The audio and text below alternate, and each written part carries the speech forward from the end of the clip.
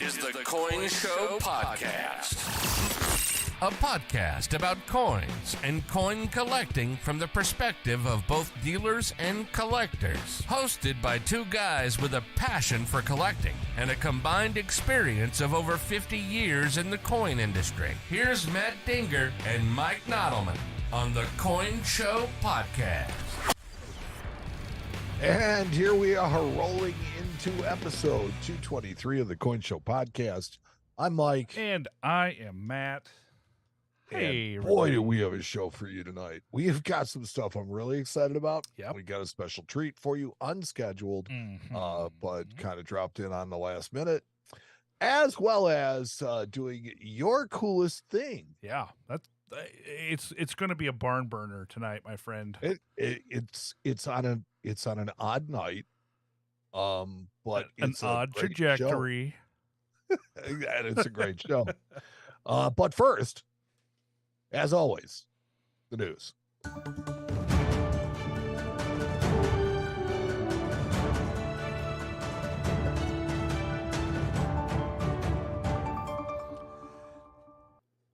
Oh, buddy. Oh, friend. Oh, pal. Yes, sir. Who's the news brought to us by tonight? The news is brought to us by bottled water. Let's face it, you thought it would always be free, but now it's not. We're essential to human life. How do you like us now? We're bottled water. I love these. These are the best. Some of these companies are just a little too snarky for my liking. They really are. I think so. It is not every day that we get to break news of something cool for your collectors. Yeah, buddy. But today is one of those days. Love it. There is a new social media built for collectors, full stop, period. Chapow. No more wading through ads of $9.99 Silver Eagles, because unlike Facebook and other social media sites, this one is run by a collecting-based company. Yep. And so the platform understands the world of collecting and the specific needs that collectors have from their social media sites. I'm so stoked about this. I really am. Absolutely. So introducing MyCollect.com. MyCollect.com. Now, the first thing that struck me is the complete elimination of the algorithm. Which is great, actually. I think it's a great thing. Well, it's what I think everybody expected out of Facebook. So this is going to be a live time feed like Twitter. Kind of. Well, it's like Twitter, Facebook, and it's got a user interface that kind of reminds you of Facebook. Right. It's got the live feed aspect like Twitter. Mm-hmm. And it's done by a company that knows something about collecting and specifically about coins, which is where they're kind of launching and going to start. Yeah. I'm stoked, but there's more to come. Yeah. More on that one. So delay to access posts will be non-existent, just closer to real time. More to follow on this later. The Peace and Morgan dollar regular finished coins have been released. Did you guys buy any of these? Yes. Yeah, you did? All right. All right. And they have sold out. Yeah, I saw that too. I'm not surprised, but now I didn't see if any went up for sale on the Mint. I'm certain some went up for sale on the Mint website the day of. I don't know how fast the sellout happened. I didn't even bother. I figure the 2023 Morgan dollar, but the 2023 Peace dollar is going to be one that I think does better. I think it's going to be a better coin just because it's, there is that 100-year tie to 1923, 2023. I think that's cool. But so you're saying that the Morgan dollar is now irrelevant? Well, kind of, sort of, yeah. I mean, they had the 2021. That was cool. The 100 years. Yes. And the fact that they couldn't make it in 2022 now makes you question, well, why are they making it now? Yeah. Right. Okay. Fair enough. Right. I mean, personally, I think that I don't know that the coin is necessary, right? Do we need a 0.85 whatever, silver or ounce silver coin? No, of course not. Oh, right. So then it becomes, are they making enough of the silver products for people that they want? Yeah, exactly. So Probably not. I mean, But here's the we've thing. been clamoring for throwback coins. We've got them now. I can't hate on them that much. Because I mean, they have resurrected every early 20th century design with the exception of the Indian head set. Correct. Yeah. I mean, they have since we They've done all of them. started talking about it. That was what we've called for years and years. So, I mean, look, for I'm years not and years, mad. we thought it would be really cool, right? Right. And now that we got it, did it, and it wasn't so cool. well, I mean, there are certain things that they executed, and certain things that they didn't. Right. I think so. Gold, like the gold coins, their insistence on 24 karat, made that a problem. This one, here's my thing is that I think you're right. I think that the Morgan uncirculated, you look at it and kind of go, why? Yeah. But I think that the Morgan proof that's coming out later, I'll probably get one of those. Is going to sell way better. It would have been better if they had done it in 21, but yeah. Well, there I think that the proof peace dollar is going to be out of place.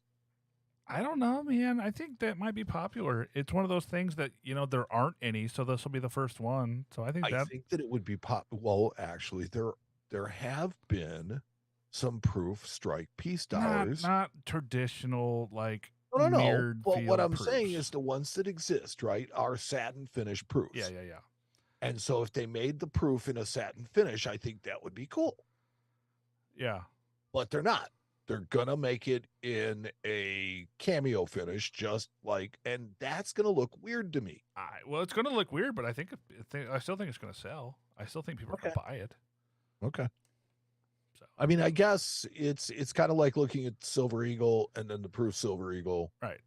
Because there really wasn't. I mean, there were proof walkers, but the black and white on them was just way different. It just changes the way a coin looks. Well, we'll just have to put a pin in that one and come back to it when they come out and then see if we still hate them.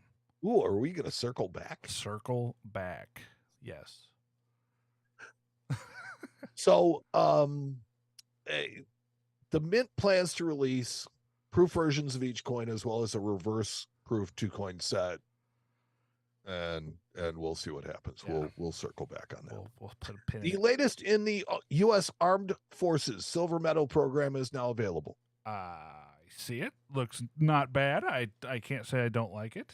Pretty cool. I have to give a lot of credit to these that I've seen in that they made the Korean War one? That it just looked like Dick Tracy kind of characters on it. Yeah. And the recent ones that they've made look really, really good. That's the thing. The more traditional. They look like almost like, how? Well, no, you weren't around. The bicentennial quarter when they first minted it, you looked at that design and it was just so much better than the half design or the dollar design, which were actually the second and third place designs in that contest. So that tells you just how much better than everything else that design was. Right.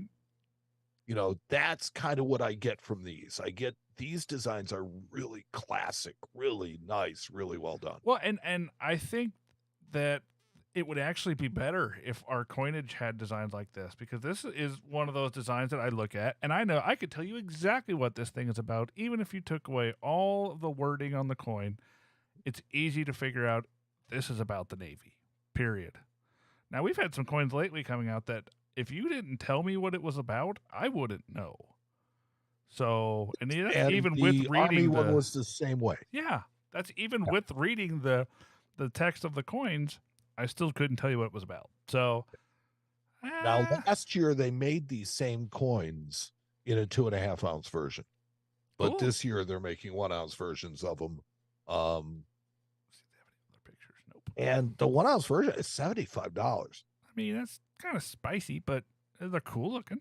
I mean, Yeah, no, but nice. yeah. So future releases will include medals to honor the U.S. Army, Marine Corps, and Space Force. I'm wearing a Space Force shirt right now.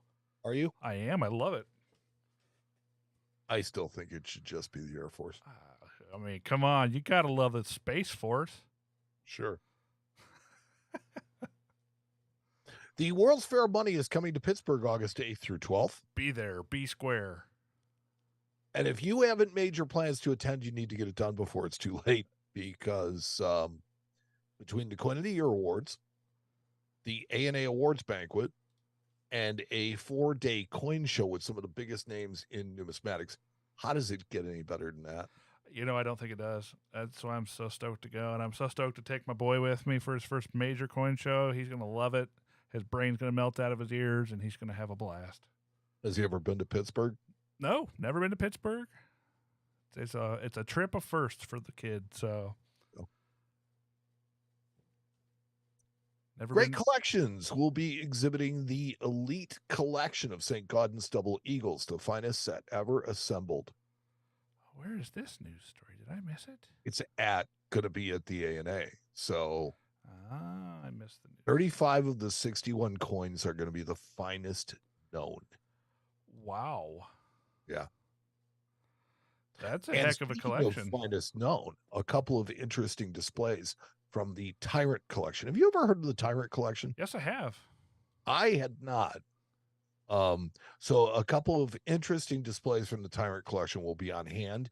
Included is a 1937 set of never issued coins in gold and silver that feature King Edward VIII. Wow. So that's the one that abdicated. Yeah, and it's one of only 5 sets known. Not many of his coins out there. No, they weren't released because he was never coronated. Right. Huh. Cool. Stack Bowers will also hold their August 2023 Global Showcase auction. Global Showcase auction. Yeah, I see it here. This article specifically mentions 2 coins. Yeah. Which are spectacular, and we will cover them. But I wanted to point out a couple more if you don't mind. So let's go for it. First you want to start with this 1821 cap bust, quarter. It's yummy. Looks like somebody sneezed a rainbow on it. Yeah. Almost literally. Yeah, that's what it looks like. Yeah, and then moving on. So this is a proof. And then moving on, there's a proof 28 cap bust dollar. Cap bust $50? Or cap bust $50. The thing with this is that, they really didn't make proofs until the 1830s. Right. So, these are unique coins in the fact that they were made as proofs. This one is a square base 2.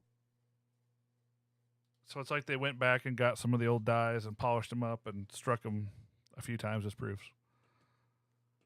Super cool. Or they took a lot of time and care and made them at contemporary. I don't know.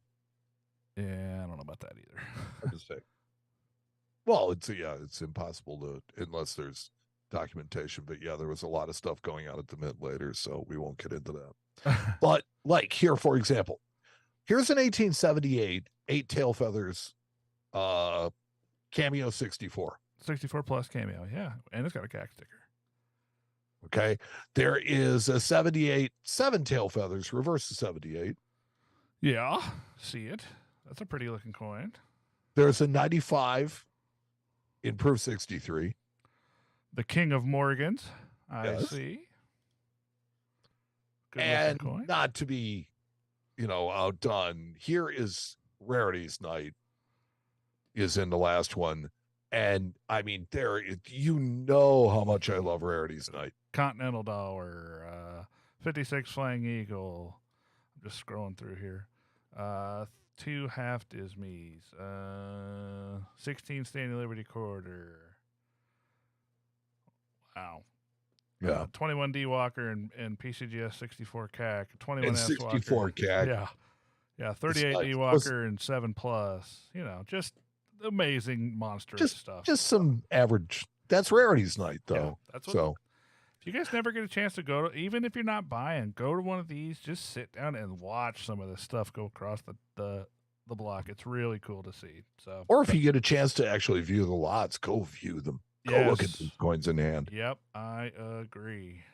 Now, in much more mundane coin news, the Isle of Jersey has issued a 5-piece set of 2-pound coins featuring traditional pub games and, of course, His Royal Highness Charles III. Pub games, huh? Wow. We need to have an award ceremony for the weirdest coin of the year. I think we need to do this. This needs to be something that we do in December. We have to come up with something that would be odd and name it after that. You know what I mean? We need to have the coin show award ceremony. I think this year we should do this in December. Should we have never done the coin show awards? Yeah, like the Razzies kind of, like we pick the it would be the award that you don't want to get. Right. And we could mail them an award. So this is the first of the Commonwealth coins that I've seen featuring the new king. Although many of the 2023 dated coins still feature Her Majesty. Yeah. Because they made the dies so far in advance. That is true. And, here you go. The Royal Mint is releasing Star Wars coins. Well, yeah, you got to milk that cow until it quits putting out milk, buddy. I'm just not sure why. I love Star Wars. Don't get me wrong. As Russ likes to say, but why? Don't get me wrong. Everybody likes Star Wars, but look, it's not a current movie release. It's not even the anniversary of the original release. Hey, if you can't have an R2-D2 and a C-3PO coin made out of gold with King Big Ear on the front, I don't want to be friends with you. I think it's just an excuse to mint Wookiee coins. Well, of course. Who doesn't like a Wookiee? I'm in. I'm hard in on that one.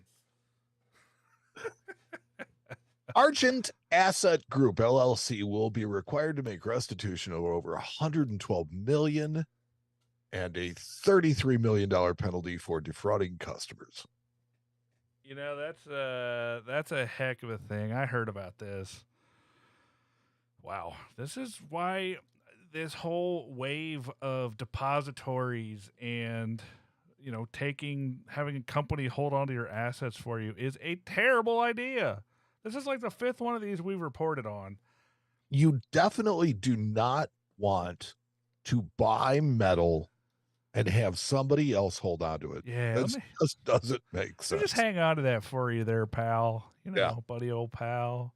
So, customers were falsely told, among other things, that Argent would acquire silver on their behalf and that their silver was securely stored in a storage facility and their investments were guaranteed and fully insured. And by storage facility, they meant his bank account. But, Well, that was a short-term facility. Short-term storage.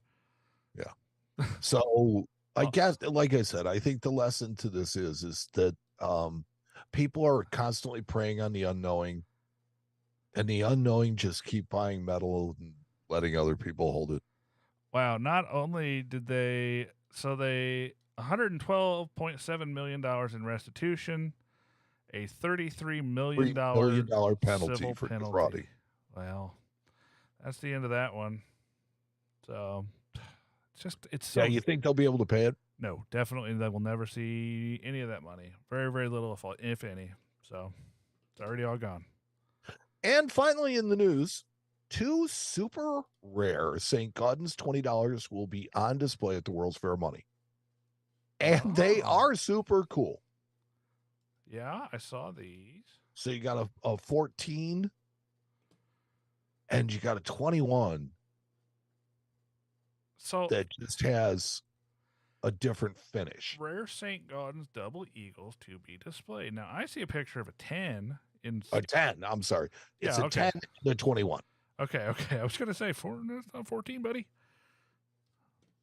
Cool. No, these look really neat. That 21 has some toning, which is really actually not something you see very often on gold. So. Well, here's the thing about the 21 that bugs me. Uh-oh. It is a finish that there's only one other known of. Okay.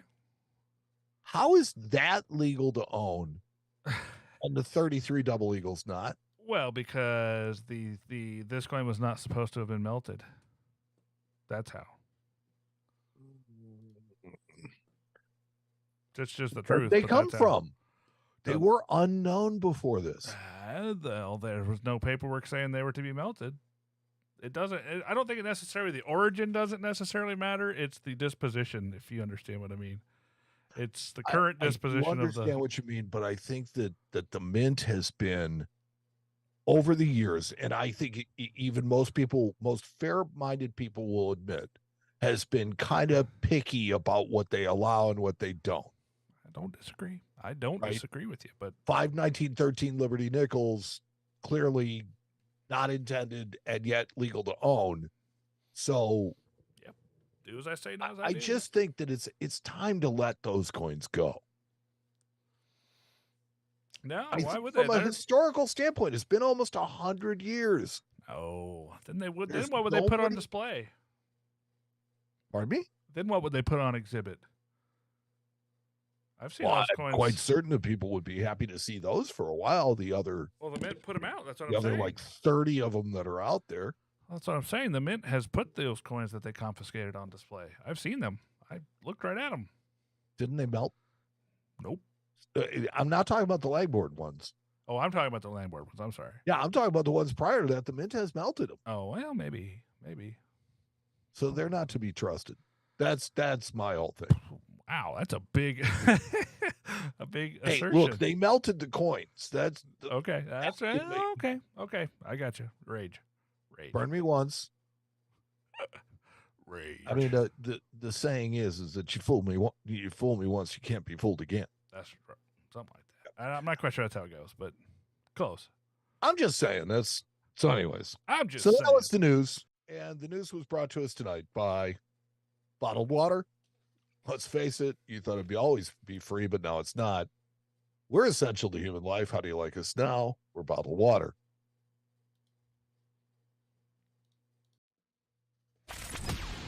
You're listening to the Coin Show Podcast with Matt Dinger and Mike Nodelman. And tonight we have a very special treat for our listeners. Today's guest has accomplished a lot in a fairly, thus far, short career span.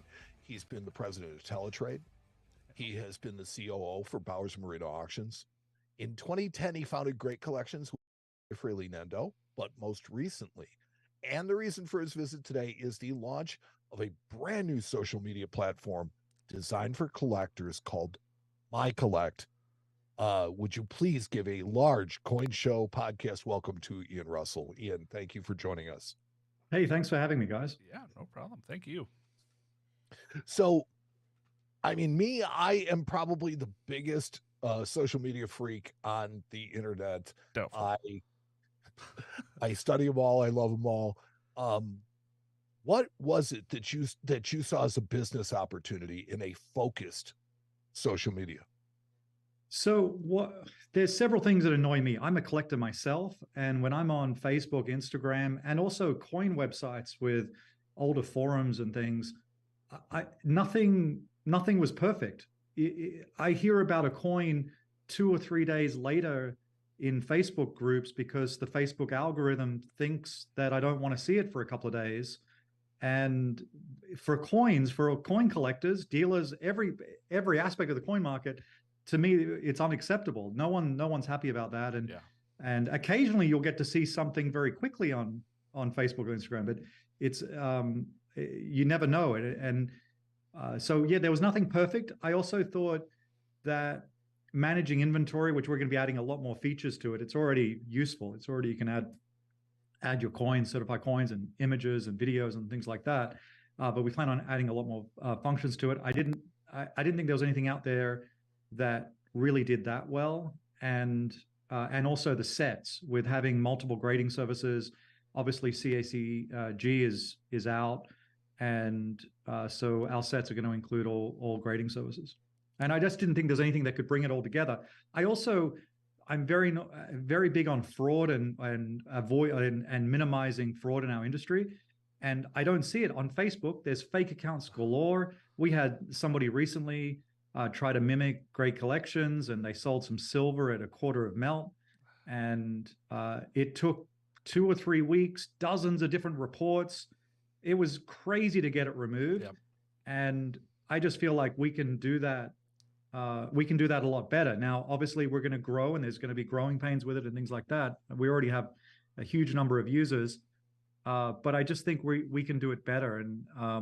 And our industry kind of, it's not that it needs to be run by collectors, but collectors, it needs to be run by people that understand collectors at the minimum. Right. And that was the one thing that really, like, to me stood out when I first saw the announcement and I saw it all coming down the line. It was like, there have been other attempts at collectible social media platforms, but a lot of them are just run by people that you don't know, or that you've never heard of, and that are not industry people. So I feel like the fact that you're involved in this gives it that understanding of the hobby, the industry, collecting, and from there, I think it's going to make a much more useful and crafted, tailored service, basically.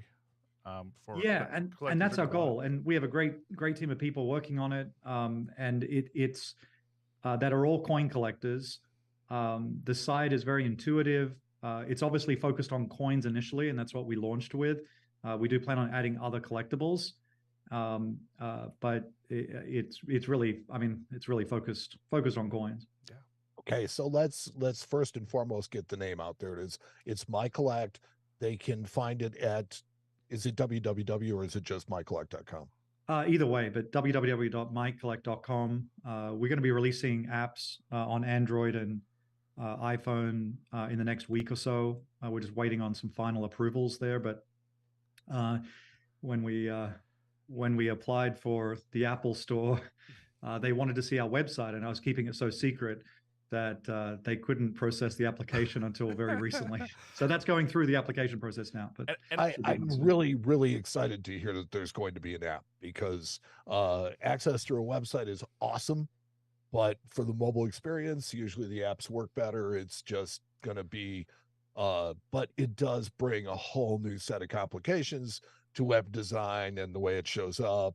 People heads up. Our website works very well now with mobile, and even the people that are asking for the apps, they're first to admit that, hey, it works pretty well anyway. So I think 40 or 50% of our users are using mobile devices now from day one. That's the other thing. It's only been 3 days, and it's pretty amazing that the number of people already on there. It's over 1,000 people already signed up in 3 days. I tested it already from several different platforms, so yes, I can truly attest to this. It's right. Cool. So if you even listen to the intro, or actually it's the outro to our show, where we talk about, we have a Facebook group. We figured out our way around the problem with Facebook and their algorithm was that we created a private group. And so because it's a private group, people see things in real time. But Facebook as a process doesn't really do that. So your decision is to let all of the posts go live real time? Real time. And I can't ever imagine there being a situation where we would number one, I wouldn't want to spend the programming time to work out an algorithm to try and work it out. Number one. Number two, I can't ever imagine if you follow somebody or a company page, or you're a member of a group, you either want to see the posts or not. And if something gets too much, like there's too many posts, you can unjoin that group, and you can always go back to it later on or something like that. But I can't ever imagine a situation where we wouldn't be showing everything. Right. And so that's what we're doing. That's what I want to see as a collector. I'm a member of a bunch of the groups on there for, I guess, from a great collection standpoint, but also as a personal collector, as an individual collector. It's pretty, everything that I want to see myself as a collector is pretty consistent. There's nothing different how I do things than other people. So. Yeah. And I've been playing with the website since the launch, and there's some really cool features to the website that I don't think that a lot of people have really taken a lot of time to look at yet. the registry part of the website is awesome. I think that's going to be so much fun because it takes away, not necessarily takes away from the other companies, but you have these grading companies that have their registries, and it is pretty much exclusive to their product. And I love the fact that you can put any of the grading services that you guys are going to run with into the registry. I love the fact that it's going to be competitive. Do you guys have any kind of coming plans about with the registry as far as like maybe awards or anything like that going to the top people, and any other plans for that registry portion? There's a lot of plans. I mean, we went live for this site with about 30% of the features on our initial list, and wow. the 30% is still like amazing. It's still great for everybody using the site. But no, we have a lot of plans with that, with the awards, how we're going to do the awards, even how we're setting up the sets. We went live with 11 or 1,200 sets. We call them set definitions, and we have plans just for US alone. There's 30-something hundred sets that we're building, and they take time, and we're going to do them bit by bit. And we're obviously prioritizing the more popular sets initially. And I have a great guy working on it. His name is Todd Pollock. Maybe you've heard of him. Yeah. Does professional images for coins, and he's been working for us for a year on this. And everyone was wondering why he wasn't going to shows. And I told him, you can't tell anyone what we're doing. You got to keep it to yourself. You're just going to say you're working on a project. That's so funny. Which he did. But now it's obvious what he's been working on. That's so funny because I know Todd. I've dealt with him quite a few times, and I was thinking I haven't seen him in a while, and he hasn't makes sense. He hasn't been around at all. And people are asking me, and I'm just saying, yeah, he's working on a project, and people didn't even know it was a project for me. But yeah, no, Todd's great, and he's doing a lot more as well for the site. But he built all the sets, and yeah, he's building more probably as we speak now. And yeah, you would look for his photography place every show you would go to, and Todd was there. He traveled every place, and now all of a sudden, poof, he's gone. He's gone. Yeah, he's going to be at the ANA though for MyCollect. Nice. But yeah, he'll be in Pittsburgh.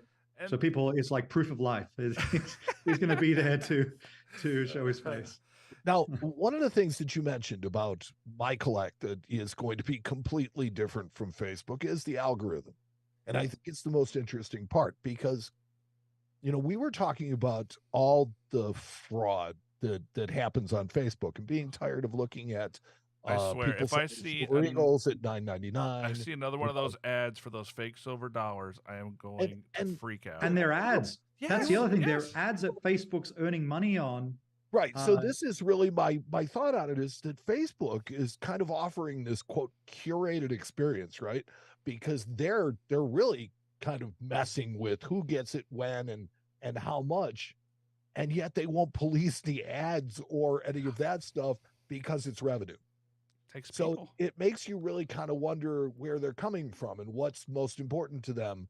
And it seems to me at least, that your focus on this is actually making a better place for collectors. I knew that as soon as absolutely. I saw it. It's all about that. I mean, yeah, we will be selling ads in the future and things like that to try and cover some of the expenses with it. We're obviously putting substantial amount of money into this, but it's all about the better experience for collectors.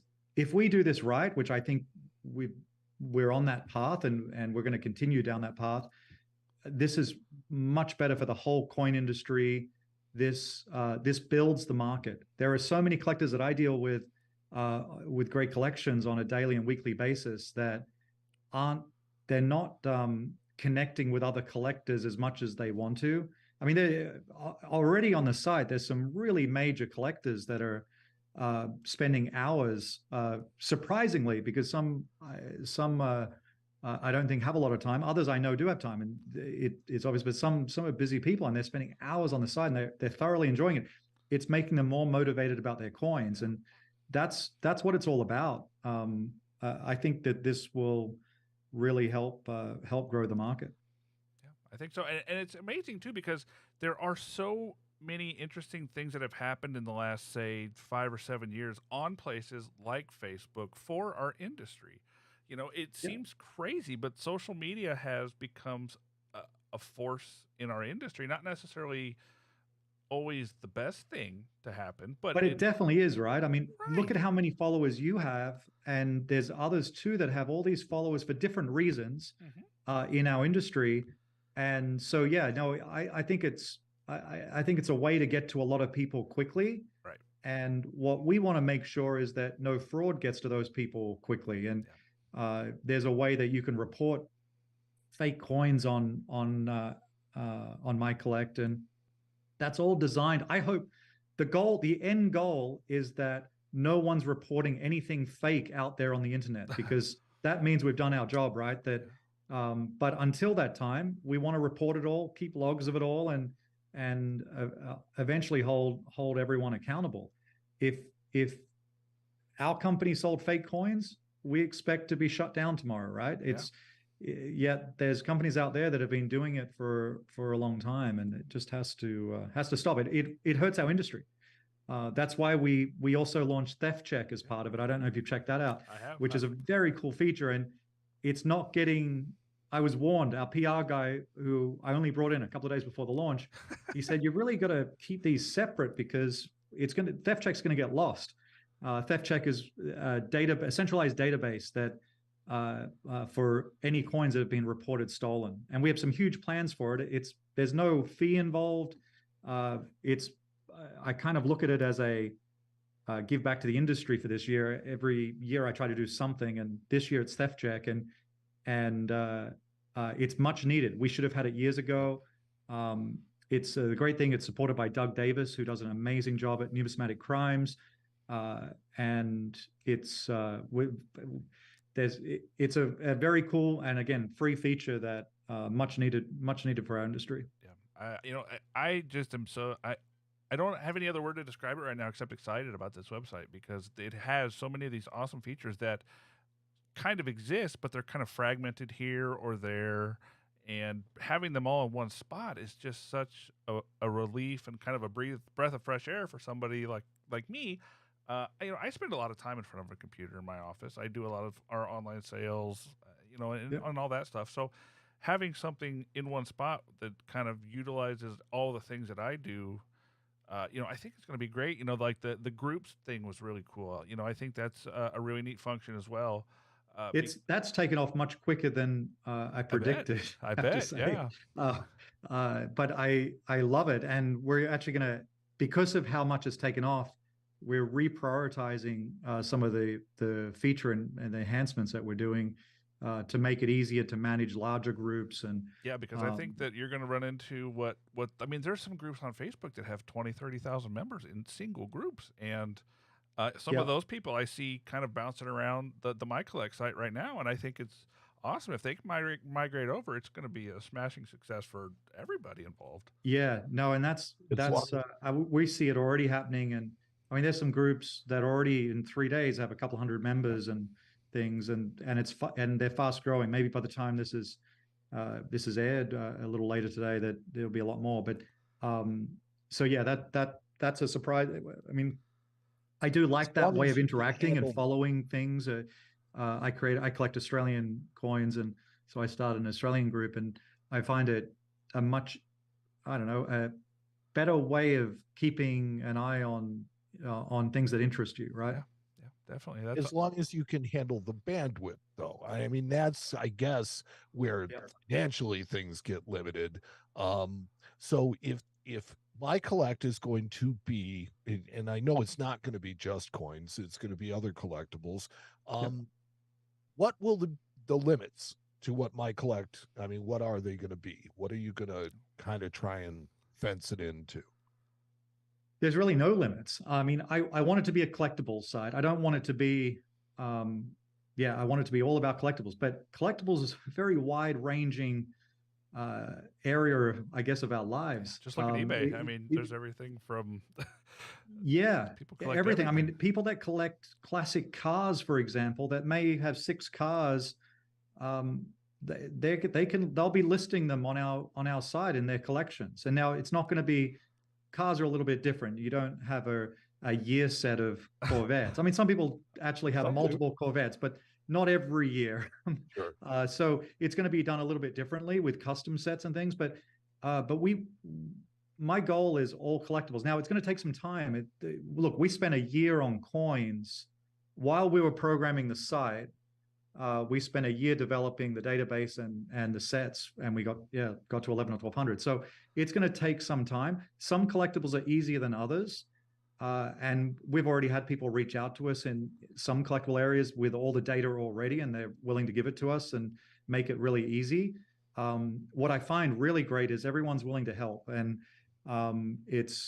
there's people wanting to help with certain sets and giving us information that makes it easier for us to implement, and different categories like this. So I'm probably going to take a breather for a week or two and continue to focus on some of these features. But then it's a matter of which other collectibles we can start to implement quickly.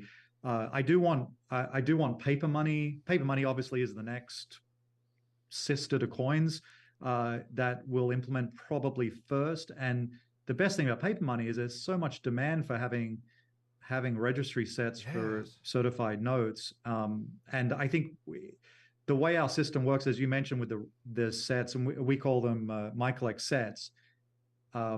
We're a little concerned registry sets. We know what they are in coins, but in other collectibles, people might not know what a registry set is. And I know, like, for 20 years, we've referred to them as registry sets. And so anyway, we're not using that. We're just calling them MyCollect sets. And it's really fun and interactive. Even just the process for adding coins and creating sets is unlike anything that's out there. And I'm biased. I'm going to think that we're better. I clearly, I'm not trying to say that we're better. It's just, I don't know, it's more fun. And look, we put a lot of time and effort. I think our designer did an amazing job with the site. Makes me look better. And he's done an absolutely amazing job. And the best, like even our designer, he has a background in coins. He worked for PCGS for 6 years, designed many of the labels and even the PCGS box. I think he one of them he designed.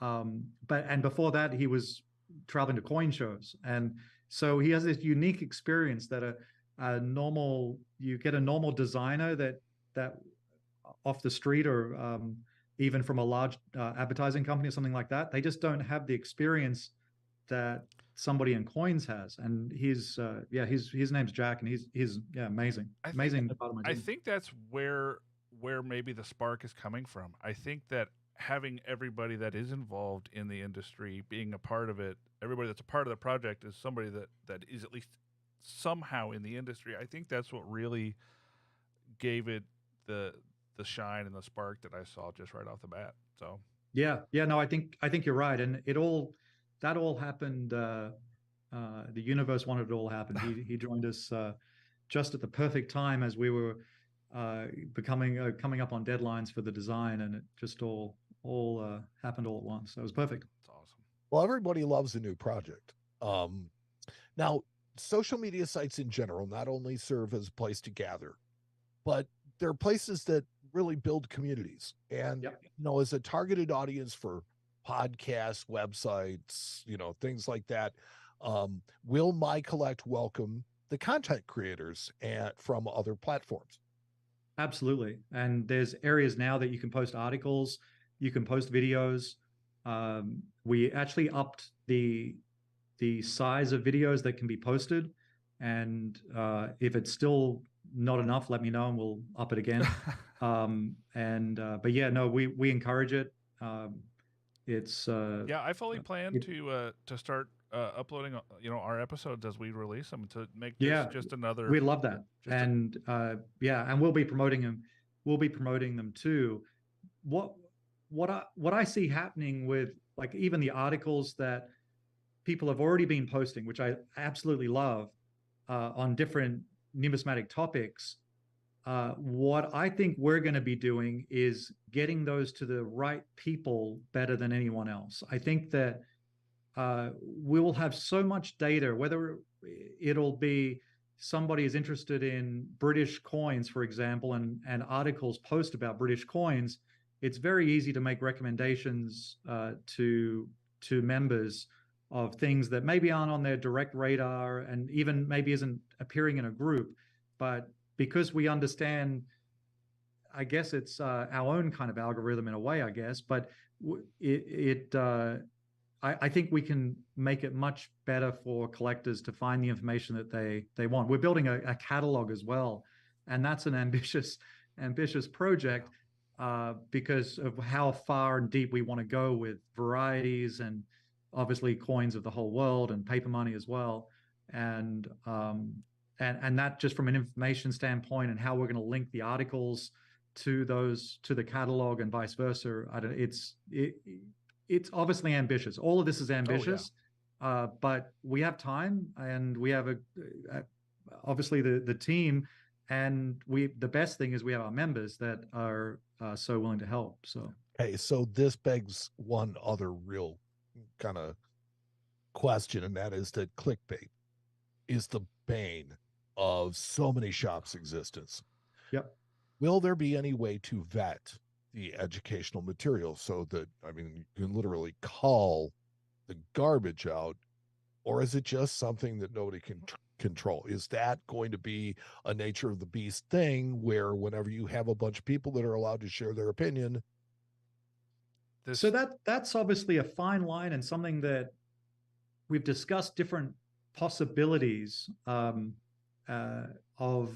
different outcomes, right? Because there can be many articles are one-sided, and people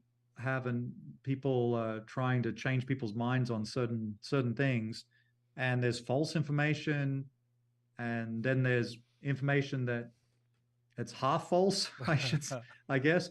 And so that it's something that we're planning for, and as we grow, we may be having different moderators for different topics and it'll be a majority of moderators that need to approve certain things, because I don't want.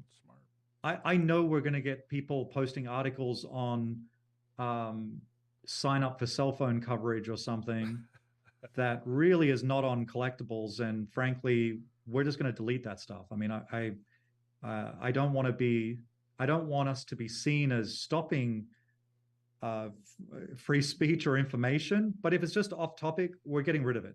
It's just, sorry, it's my so that preference. Seems to me that you're going to have a two-tiered system where you'll have approved content, and that's what I predict. Content. And I don't want the site to get crazy off topic. I'm expecting another crazy election coming up soon, and I don't want it to be on that. I'm all good with seeing election coverage when I want to see it. But MyCollect's not about that. If you want to see that, go anywhere else. Yeah, go to Facebook watch for the that. news. I don't want to be scrolling through looking at coins and see political smear we're pieces. all about coins, and that's the same with other things too. I when I'm on Facebook, I have friends. I'm Australian, and I see friends that are on the beach with their families and kids and all of that stuff. That's all fine too, and I go to Facebook in the future for that. But MyCollect is all about coins and collectibles. I love it. And what I suspect is there'll be some people that will post their family photos on the beach and stuff, and I think people will just unfollow them and things like that. We made it very easy for people to unfollow and unlike things, and it kind of works itself out. There's a couple of things as we grow. For example, there's a lot of groups that were started, and some of them, there's some that have a lot of members and they're on topic. They're going to be, I can already see which groups are going to take over and go to the stratosphere. And there's other groups that are more esoteric, that they don't really have a purpose, and they're there. Anyone can create a group, but you'll see over as 1,000 more members sign up, people gravitate towards certain groups, and some will just go away, and the people that started them just won't be interested themselves. Right. So some of that just takes time as it grows, but we're keeping a close eye on it, and it's some of it we'll learn as we go. I mean, I'm not saying that we've worked everything out. We've thought about a lot of things, and Some of the suggestions, I was telling someone yesterday, a gentleman came up with 20 something suggestions, and I think 80% of them we already had in the plan, and 20% we did not, and that we're considering now. But we thought about a lot of things, not everything, but we will just work it out one at a time. I love it that it's a work in progress too. That's the best part, because a lot of the best things out there start that way. Well, that's it. And so I made the decision, maybe it was 6 or 8 weeks ago, that, hey, I want to go live with this, even if it's not 100%. Like we're at the time, we're at probably 25%. And we ended up being at 30, because there's so many advantages to just even the features we offer right now. And yes, we're only going to get better. We're 100% committed to growing this. This is not we didn't spend all this time and effort on it. Like these bags under my eyes that you can see here, this is from MyCollect, and I blame MyCollect. But I've never had so much fun in my life, and this project, I'm still 100% on great collections too. But this project, working on it from scratch for the last year, has been so much fun, and it still is. Like I woke up this morning, and first thing I'm doing is going to MyCollect. Well, thank you so much for hanging out with us. Thank you for coming on. Thank you for talking about this new project so openly with us. That is awesome. I really do hope that anybody watching this and any of our followers goes and checks it out. Obviously, I'm a fan, if you can't tell. I've been... Yeah, we're stoked. Yeah, as soon as I saw this and played with it for 20 minutes, I was like, my mind was blown. This is kind of what a lot of people, I think, have needed. And hopefully it really gets the traction that it deserves, because right now, man, I find myself, normally when I would go to Facebook, I find myself clicking over to MyCollect instead, and hopefully that happens to a lot of other people, and hopefully this just keeps going and going. I guarantee you that it's going to happen. I mean, it's like you can just see how it's taking off because it's right. The timing's right. The format seems to be right. Everybody seems to be jumping in, and it's just an opportunity that I think everybody is kind of taking advantage of. I think everybody is really, really kind of excited about it. And here's the best part about it is that when you're on the beginning of a project, when the developers are around, you really have a chance to give your input and have it actually matter. Yeah. There's something that can be done. It's not like going to somebody after the developers have left and you're like, man, it'd be really good. Oh God, yeah, that'd be great if we had that. But we're going to be very responsive. To everyone that's watching this, please give us your suggestions. We may not agree with all of them, but we're going to be also vocal about it on why we do something a certain way. That's one thing that I made very clear to Todd, who's doing the registry sets. If he's putting something in the sets that others disagree with, we're going to defend ourselves. We're going to give reasons why we did it. People can post to one of the groups, and not everyone may agree. But also, if we made a mistake, we're going to admit we made a mistake and we'll fix it.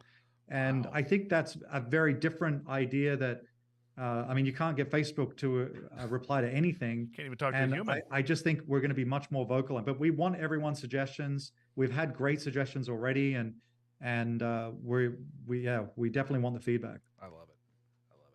Well, I've seen 4 different content creators that have interviewed you so far, and I know that that's just the ones that I've seen.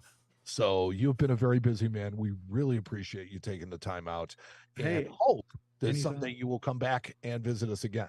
Anytime. Yeah, love to be here, and thanks for supporting MyCollect. Yeah, thank you.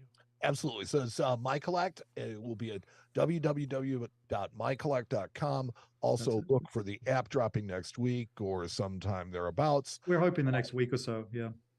Okay, so look in the next couple of weeks, next month. And Ian Russell, thank you so much for joining us. Great. Thanks. You're listening to the Coin Show Podcast with Matt Dinger and Mike Nodelman. That was awesome. That was a lot of fun. I had a good time. He had a lot to say. He did. And, I'm excited. Now, here's the request that I am going to make of our listeners is Go populate our group. We have created one just for you. Yep. It's just called the Coin Show Podcast. It doesn't have to be friends of this time It's a because you're gonna page, see actually. it's not gonna even a all group. be there for you, but it's just going to be the Coin Show Podcast on MyCollect, and I really look forward to It's that. just going to be a new place to find our content. We're not getting rid of anything. Yeah, We're no, just no, no. adding to our repertoire of places to put Yes. the show. But I think that this is going to end up being a special place. I think just so, had too. that feeling. I think you're right. I think you're right, buddy. Well, you know what time it is? Do you know what time it is? And if y'all had a watch, you'd know it's nighttime. Nighttime ain't no time to be in this here neighborhood. Yes. It is time for one of our favorite things. Yeah, buddy, it is. We're going to check out your coolest thing. So let me just pop us on over to that. There she blows. There she blows. Let's take a look at your coolest things. Well, the Slab Daddy starts us off. He says, something fun is coming to A&A. A very cryptic post. Yes. He shows some sample slabs with some Eisenhower dollars in them. I can only wonder what Slab Daddy is up to. I can only wonder what he is up to, but I know that it's going to be fun. That's right. I'll guarantee you that. That is right. Kenneth posts a 1937 Texas commemorative NGC MS64 CAC. This is actually one of my more favorite commemoratives. Not necessarily my favorite, but I really like that design. It's just a cool design. There are certain ones that the art on them stands out. I think the Texas is one of them. Yeah. You know, the Oregon Trail is another one that's just universally loved. I gotta make sure I'm showing everybody the stuff I totally didn't get to. I didn't hit the right button, so they were just looking at our pretty faces. Yeah, now I got it. Definitely don't want to look at that. Now I got it. Well, let's get back to Slab Daddies real quick. Slab Daddy in the house. Here's Slab Daddies. There we go. And then let me get you guys to this one here. 1937 Texas commemorative, MS64 CAC. Beautiful white coin, too. I really enjoy that coin. Like I said, the artwork on this is just, it's nice. It's almost universally loved. Yes. Yes, it is. Let's see if I can. Sean Lawson has a Trajan Sestertius from 97 BC. Ooh, that's kind of cool. And okay, so Sean, we're gonna move on to the new system, which is 97 BCE, and to 476 of the CE, which is the Common Era. And yes, she's rough, but she's around 2,000 years old. And if you were 2,000 years old, you'd be rough too. Yeah. I mean, you show me something 2,000 years old that's in better shape. Ernesto Aguilar says, from Canada, or as Mike likes to call them, America's Hat. And it is a 2023 $15 silver lunar rabbit coin from Canada. Interesting. I haven't seen this one before.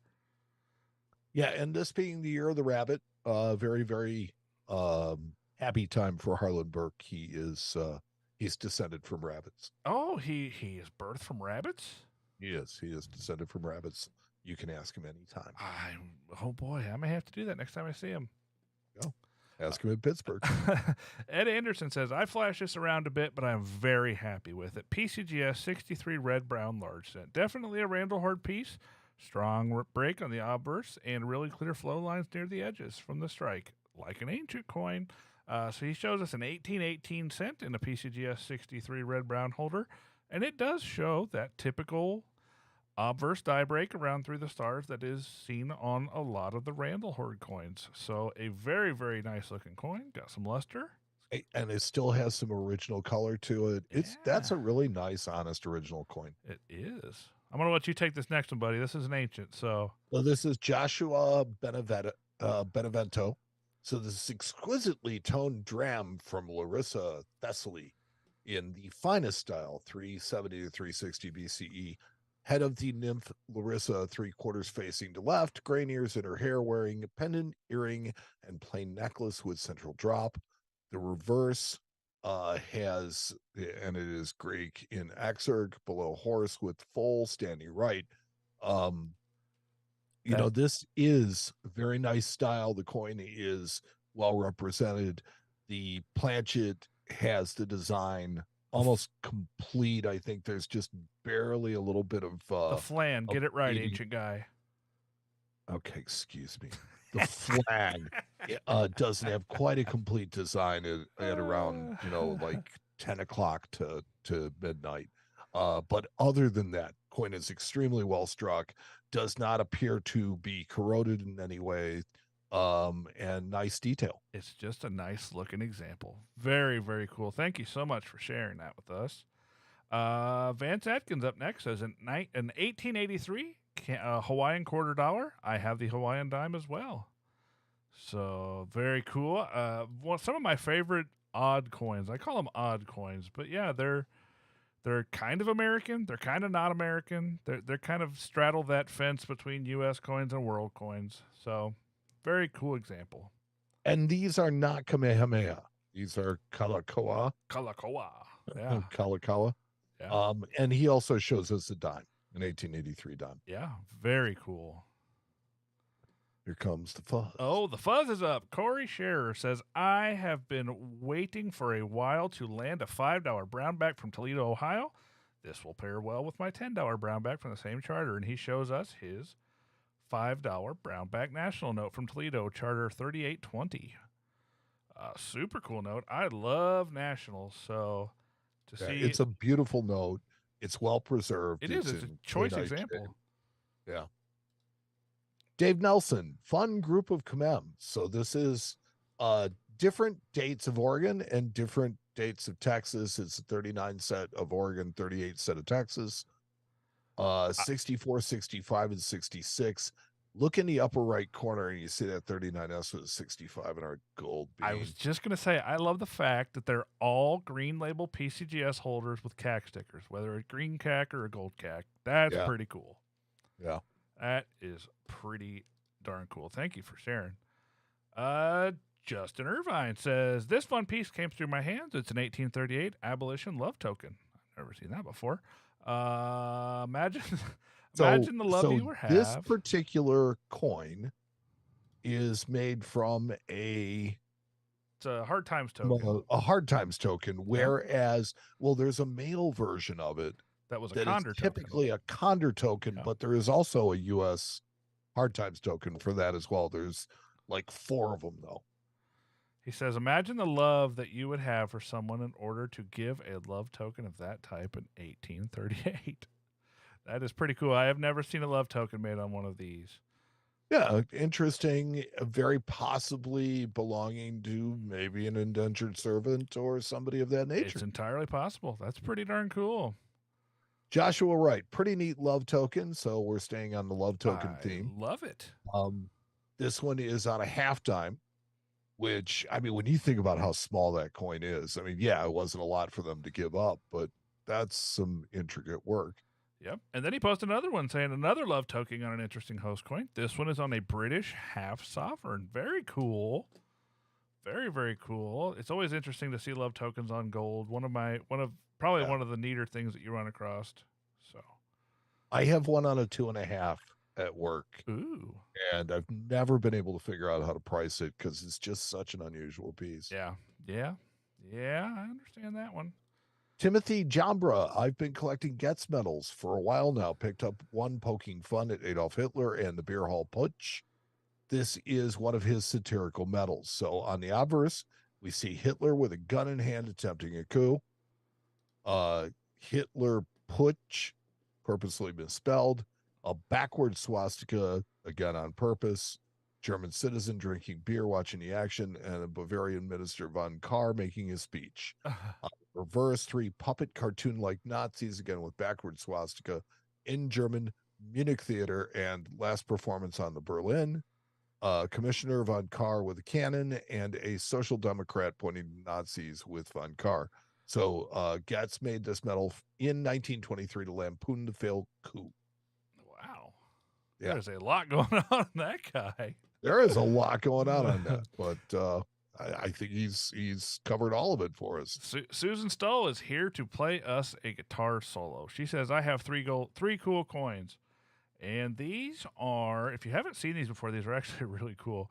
These are from the Solomon Islands, and they are made out of silver, and they do these sets of guitar coins. They look just like guitars. Like this looks like a Fender Stratocaster, I think, if I was a guessing man. Yes, that does look like a Stratocaster. What's really funny is they also make ones that look like guitar picks. Yeah, they do. They do. And so But I also like the surfboard. the surfboard's cool too. Yeah, I was just getting out of this one. This has got a surfboard coin. Looks like it's shaped like a surfboard with a fun kind of I don't know what you would call that, a tribal design or like a Pacific Islander design on the one side, and on the other side it has the content and then the face value, the date, and some waves. Very cool. Yeah, gnarly, man. What Bill Stewart shows us. Let's see, what is this? It's like a silver coin. I am not sure it's genuine. Chinese my friend. in origin, and I am no expert on Chinese coins. I have never seen that design before, and a lot of the times when that happens, it's because they're not genuine. They're some sort of fantasy piece. But I don't know. I couldn't tell you. I mean, for what I'll sure. give this is at least it looks like it's silver. Yes. Yeah. It So has that appearance. actually bodes well for it. Yeah. I am no expert on these particular coins, though. So very cool. Thanks for sharing with us. Michael, how would you say that name? Gonyo. That's what I was going to say. Gonyo, but shows us a 1921 Mexico peso. It's a 2 peso, silver 2 peso. It's a Mexican independence piece. You have Liberty here, or Libertad as they call her, on this side, and then on the reverse side you have the Mexican eagle attacking that darn snake. This is such a famous design from those guys. Yes. This one looks really nice. Nice white coin with a lot of luster. Beautiful coin. Thank you so much for sharing it with us.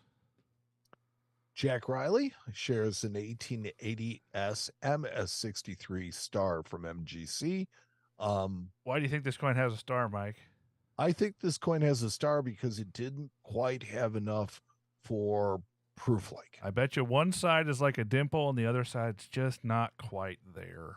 Well, it would be the reverse. It's not quite there. Yep, that happens. I've seen The coins. obverse is stunning. The reverse isn't bad either.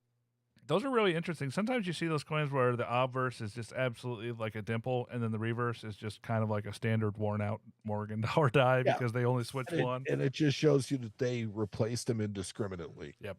Absolutely. Yep. Ron Garland says, got a good price, was body bagged by NGC as PVC, gave her a bath, and she looks a little bit better. 1928 P piece dollar.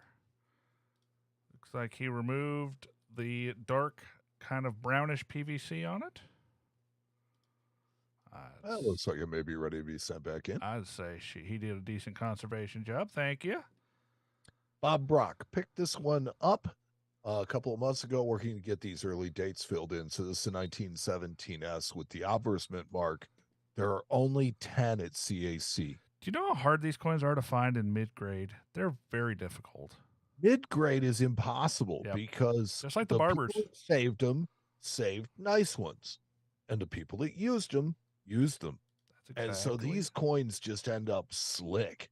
They end up in AG and good holders, and or people with money saved them, so they end up like Unk. So, yeah. AG to Unk. The in-between's the hard part. Joe Bohannon brings us a 1913 Type 2 Buffalo Nickel, and he says, beyond being the key, 1913S Type 2. That's a much different animal. Beyond being the key date, this has a cool die clash and a repunch mint mark. You can read E pluribus unum under the chin. Yeah, this is the typical die class position for these. If you see a die clash Buffalo Nickel, sometimes you will see a lot of that E pluribus unum underneath the chin there. Not necessarily unusual. And then it's hard to see in that picture, but it does look like there's something going on with that mint mark. So there you go. Cool. Thank you, sir. Ash Dobbs shares a very lovely original 1762 Thaler from the German city of Regensburg The obverse is Holy Roman Emperor Francis I, and the reverse is a city view design. These are, yeah, I've always liked these city view towers. They're just really cool. I mean, that's just neat. That is just neat. Mirror Lane says, my favorite thing is the unnamed source. Oh, Not a coin, that's okay. That's okay.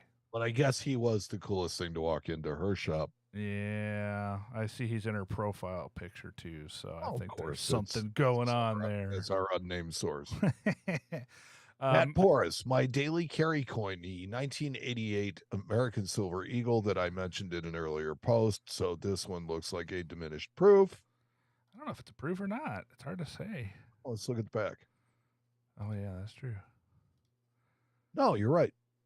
Not a proof. I don't know what it is. Yeah, It's Silver Eagle. it's a good pocket piece though. In about 5 years, it'll look really cool, like a VF. It will look really cool. Yep. Oh, here's the condition that he received the coin in. It doesn't look that different. He's got a lot of work to do. Got a lot of luck still left in that one. Yep. Carl Lynn says, as a Mason in Prescott, Arizona, I went to talk on Freemasonry in the Wild West from a brother in Tombstone. He said there was silver shipped from Tombstone to New Orleans in 1881 for use in Morgan dollars. Not been able to verify if that is accurate, but love the story and brought this 1881 O Morgan in BU while the presenter was still talking. So that's something he fell in love with the story so much that he had to have Had one. to buy the coin. That's cool. That is pretty cool. Josh Greenup, trade token that happens to have his initials on it. Oh, that's cool. I want one of those. Good for 10 cents in trade, but the JG part, I think, is what he was looking at. Yeah, I want something with an MD. Good for 10 cents in trade. That'd be cool. Jack Young, my 77% silver 1921 Pilgrim commemorative $50 that purchased from a large eBay seller prompted me to write my recently published Coin Week article on these. Yeah, Jack and I looked at this coin and we kind of had a discussion about it. It is really kind of scary good. There's not a lot of the typical giveaways that you see on the modern Chinese counterfeits on this one. Now, obviously, there was a couple because he pointed them out to me, but if I didn't have his research in front of me and know that this coin was only 77% silver, I would suspect this was a genuine coin. Yeah. It's that good. Then there's also a really bad counterfeit that he shows in a PCGS slab, and I will tell you that from the looks of what I can tell, that's a fake slab.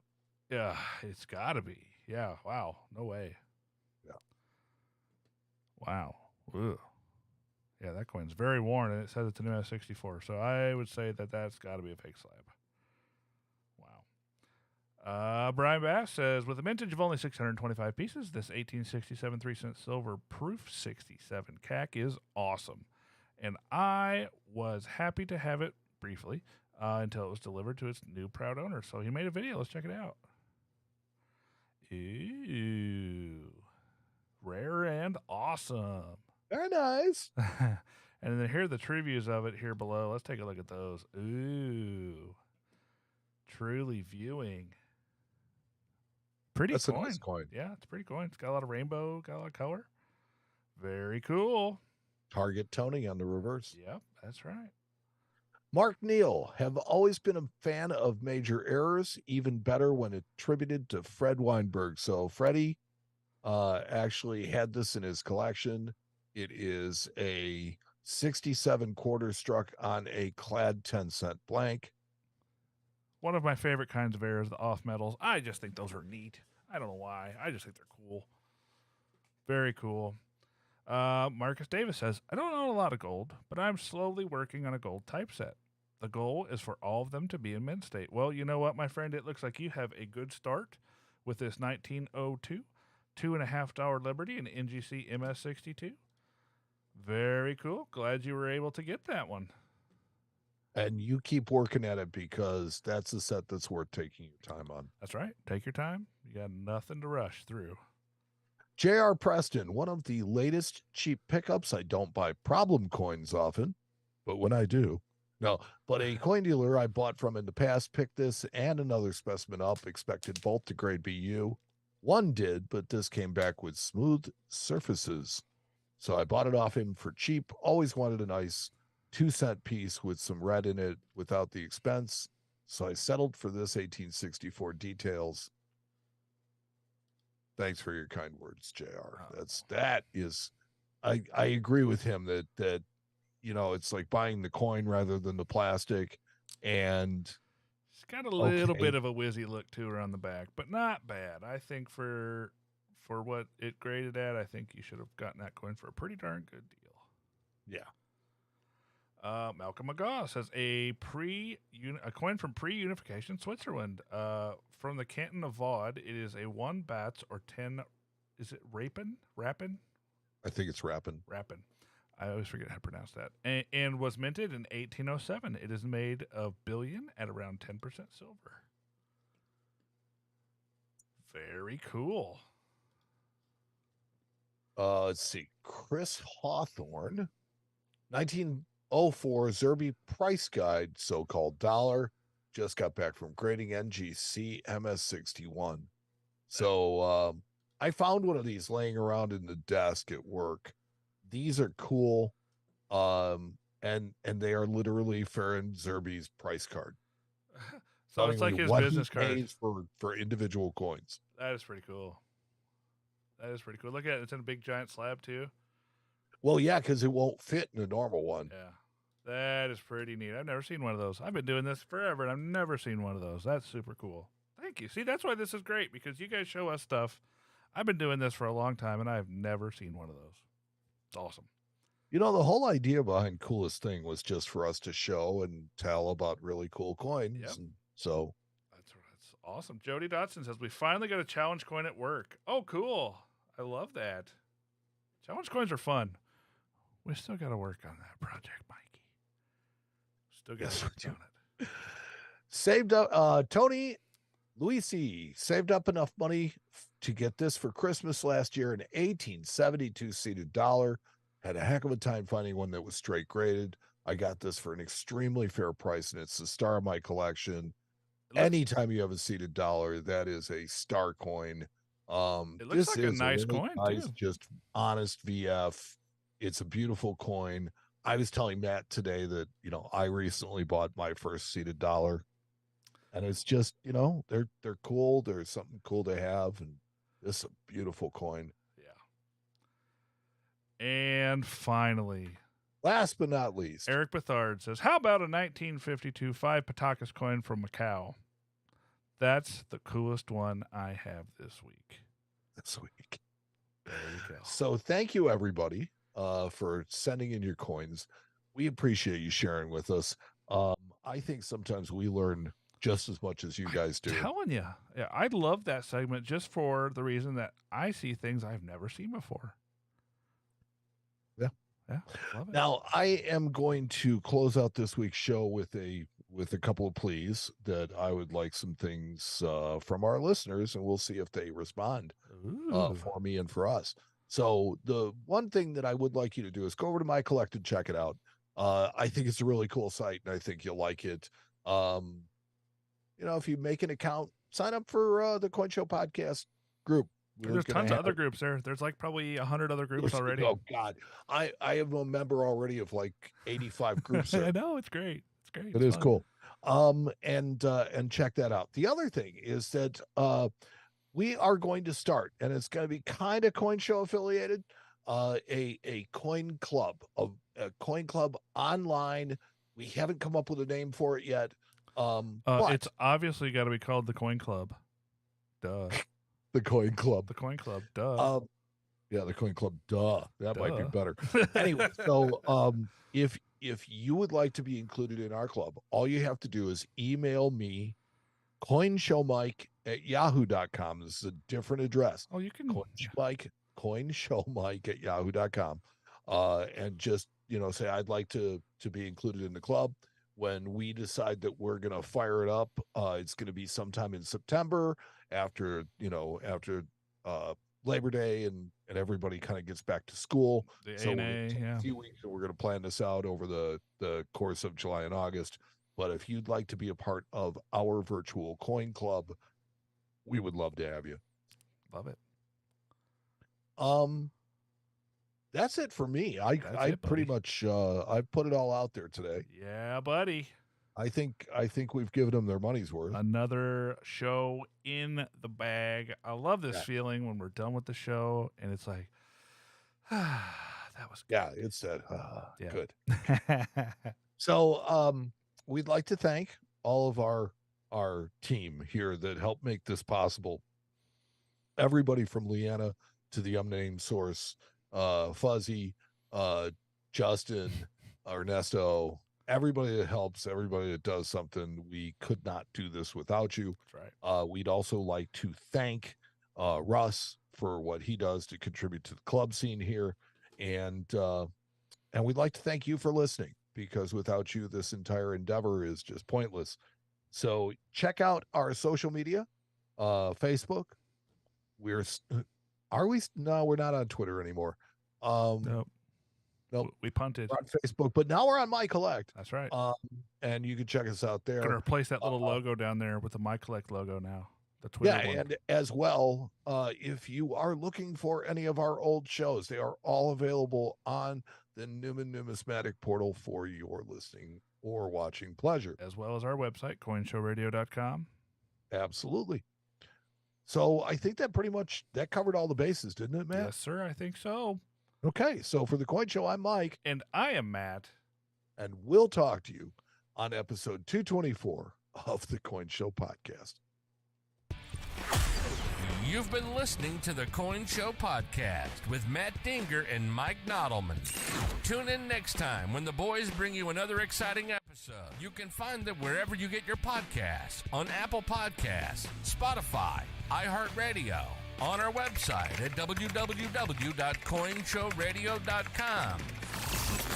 You can also join our private Facebook group where everyone sees every post. Just search Facebook for Friends of the Coin Show and ask to join. If you'd like more, you can become a subscriber on Facebook or join our Patreon at www.patreon.com/thecoinshow. If you sign up at the $5 month level or higher, you'll have access to exclusive content on patreon.com on the off weeks, including the Not the Coin Show podcast. Thanks for listening to the longest running coin podcast in the world of numismatics. This has been the one and only, the original. This has been the Coin Show podcast.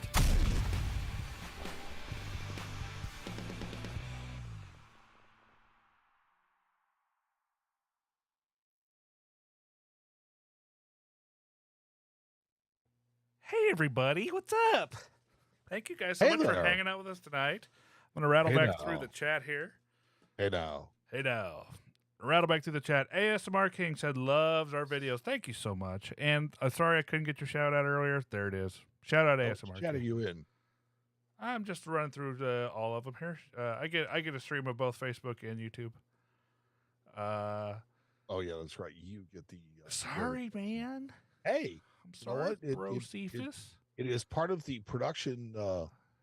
It's part of being production. Stephen Mayer, hello. Thank you so much. Ron Dorwin said, hey, guys. Thank you. Tucson Bubba. Howdy, Mike and Matt. Howdy. Live coin Q&A. Those guys are awesome. Two of the coolest coin guys on YouTube. No. Yeah. You guys are cool. You guys are. Yeah, we love you guys. I see Mike Noodle in the chat. Who's that? Jack. I wonder. Yeah. Jack Young said the eBay counterfeit reporting group can be very cool. I think he's talking about something on MyCollect. I think that would be awesome, Jack. Let's do it. I see somebody said stop the coin piracy. Yes, I agree. Stop the coin piracy. Stop the coin piracy. Stop it. Let's see. Let me get back here. I see all my things are propagating through. So what did you guys think of the interview? Yeah, Joe Bohannon said that was a great interview with Ian. He's a breath of fresh air to the industry. I agree. I agree completely, actually. Gotta love where Homeboy's coming from. I think he's just put together the right team, the right group of people to do it. You get industry people involved in an industry-wide project, and I think you end up with something magical. So we're going to see, my friend. I surely hope that it works out well because involved in an industry-wide project, and I think you end up with something. I hear myself. Yeah. Sorry. Wayne Davison, first time seeing you guys live. Hey, thank you so much, Wayne. Thanks for being here. Yeah, thanks for coming. Good to see you. Good to see you here. Ernesto said, looking forward to meeting Matt in person at the World's Fair of Money. Ernesto, let's do this to this, okay? We're going to have fun. We're going to have some fun. That would definitely be something. Yeah, we're going to make some content. It's We're like going to do all one sorts of time stuff. Ernesto travels east of the Mississippi. Yeah, I know. And I'm not going to be there. Yeah, I know. What Russ is. We'll be well represented at the ANA. Oh, no question about it. I'm putting words over your face. I shouldn't do that. That's okay. There we go. Okay. Yeah, so ANA is coming quickly. What are we, 3 weeks away? 2.5, 3 weeks away now? It's going to be... 2.5. It's going to be something. I rented a nice big car so that I could lug all of our stuff over there and my child and my employee. So all I've got to ask away is get me a couple of what Slab Daddy's got. That's all I'm asking. Okay. Get you Slab Daddy slabs. 10-4. I can do that. Slab Daddy slabs. Also mention that to Russell too, just to make sure, because one of us is going to forget. It'll probably be me. But yeah. It's going to be wild. It's going to be a good time. All I could say, it's going to be wild. I'm excited. I'm so excited for that. And it was so nice of Ian to come on, man. I was really happy that he was willing to do that. And you know what?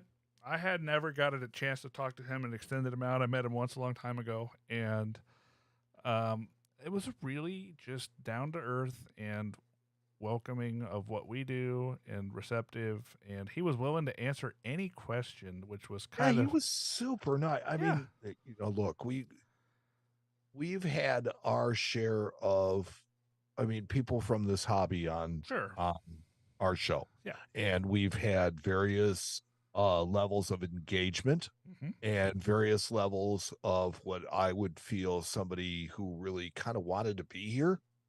Yeah. And I just got nothing but really good vibes from him. It's like he was engaged. He was interesting. He had something to say. And, the fun part is you guys didn't get to see this, but after the interview, we sat around and talked for 20 minutes about all the different stuff that was happening and coming. And he asked us a question about what we thought of something. And it was just really like, okay, yeah, I feel like, this is somebody that really does care about what they're doing and where this project goes. And that encouraged me even more. So that's why you guys have seen me be nothing but supportive of this. I don't normally hop on the train of things until I, get a chance to experience them myself, because I don't want to tell you guys something is awesome if it sucks, because I'm not going to do that. I don't want to do that. I don't want to be the guy that has an announcement of something and then it turns out it's terrible. So I don't want that. I want to have experience and give you guys my experience, and hopefully from there you guys can make an awesome decision of your own, whether you want to participate in something like that or use anything that we recommend to you guys, because trust me, I'm not just going to recommend it to recommend it. It's going to be something that I have some know of or some experience with. So there you go. Yeah. What I think I'm most geeked about is the fact that, you've heard me harp about social media and what the problems are with it.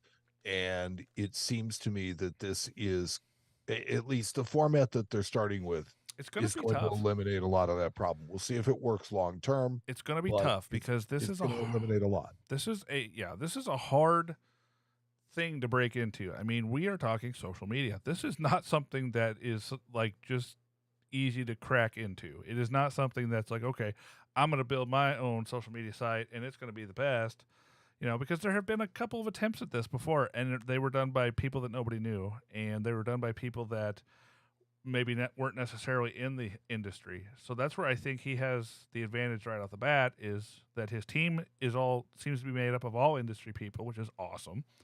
And he's somebody that collects himself. He understands the industry. He understands what collectors want. I'm stoked. So, Well, I think the reason for that is largely because when you get people that develop things like new social media, they are developers. They are computer people. Right. They are people that are interested in the social aspect of it. And this is a coin person, and Yeah. this is a collector person, and he wants to do it the other way around, kind of from the inside out. And that's why I think we're so on board with it, is because we know that a lot of the problems that we faced on like Facebook are gone immediately in the nobody is going to be on this site selling Silver Eagles for $9.99.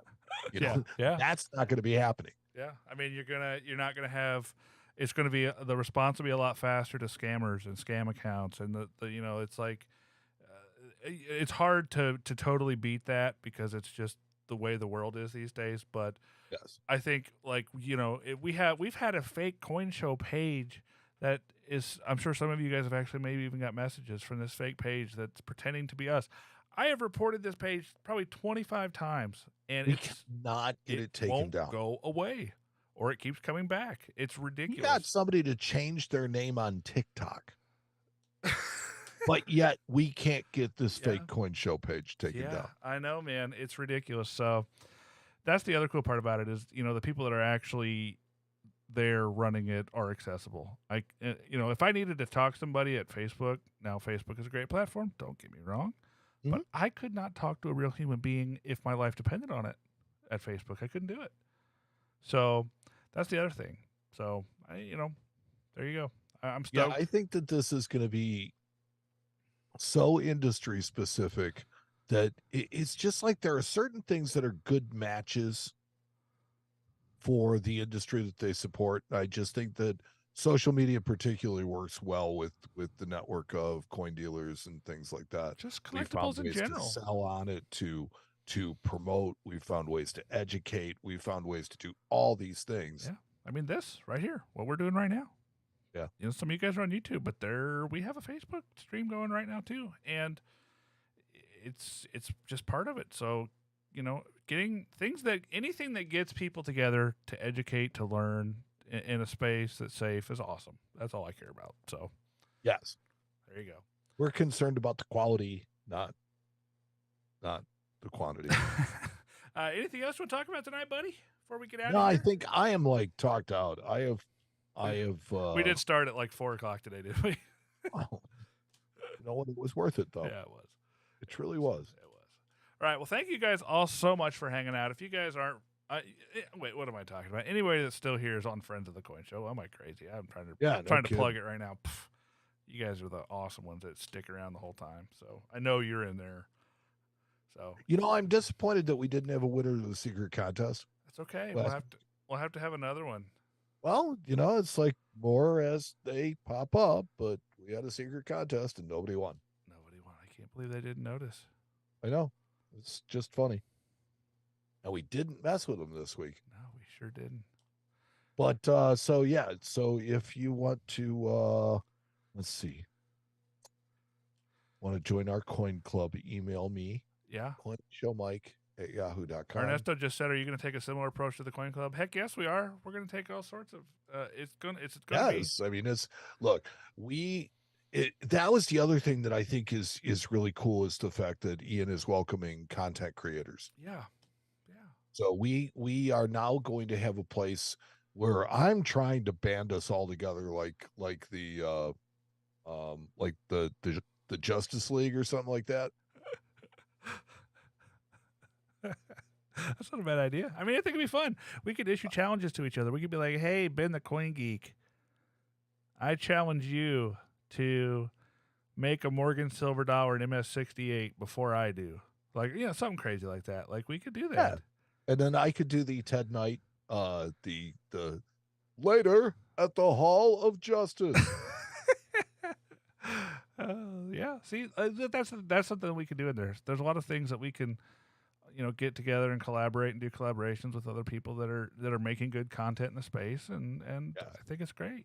So, All right, buddy. Well, thank you all so much for being here. Thank you, Mike. Thanks for coming out on a Sunday, guys. Yeah. We're going to be back for you 2 weeks. We'll be getting 2 weeks, pretty yes. close to the A&A, so yeah, still got 2. We got 2 weeks. We're good. Yeah, we'll do something. We'll do an A&A pre-show. Why not? Why not? Why not? I'll tell you why not. All right. All right. Goodbye, everybody. Goodbye. Thanks. So long, everybody. Goodbye, everybody. Goodbye, everybody.